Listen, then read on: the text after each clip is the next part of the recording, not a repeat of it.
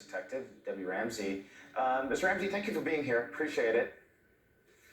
Good morning. I was told there'd be coffee and donuts. I was told there'd be tequila, but that's all right. That's a whole other matter. So let's talk about this, because lawmakers from both sides have met on police reform, and Biden urged Congress this week to pass a bill before the anniversary of George Floyd's death next month. But the Justice Department is actually now policing act has stalled in the Senate. How much should the Democrats be willing to actually compromise on this? Well, there's no compromise because that ship has sailed. We are in dire needs. Right here in Baltimore, we have I wouldn't so much go so far as say it's a crisis, but I'm with the Law Enforcement Action Partnership organization, and they put out a comprehensive health and safety initiative that really speaks to the community responders program. Now, if we're going to drag our feet and continue to go down this slippery slope, we are all going to go down this slippery slope together.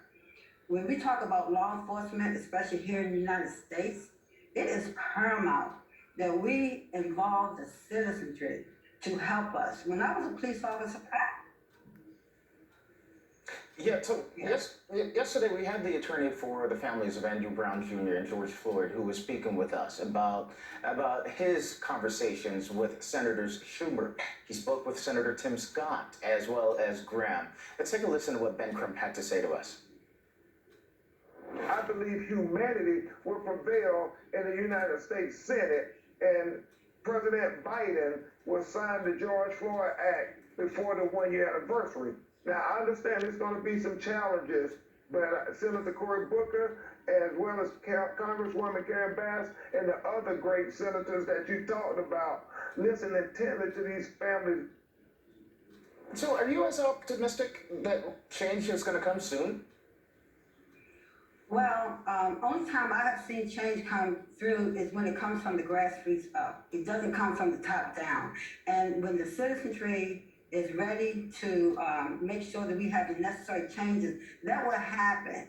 It has to come from the grassroots. I'm part of Unified Efforts, and we're inside of West Baltimore, right where we had a 2015 uprising, and the citizens are taking control over their community. And they're not waiting for the police department to solve their crime. They are solving it themselves. So with or without the help of our elected officials, law enforcement officer community, the community has decided they will take control. Hey, I gotta get really quickly here to a piece of your op-ed that you wrote. You wrote that cities should embrace a community responder model instead of always jumping to the police to respond. When should that come to play? Say you have somebody with a knife.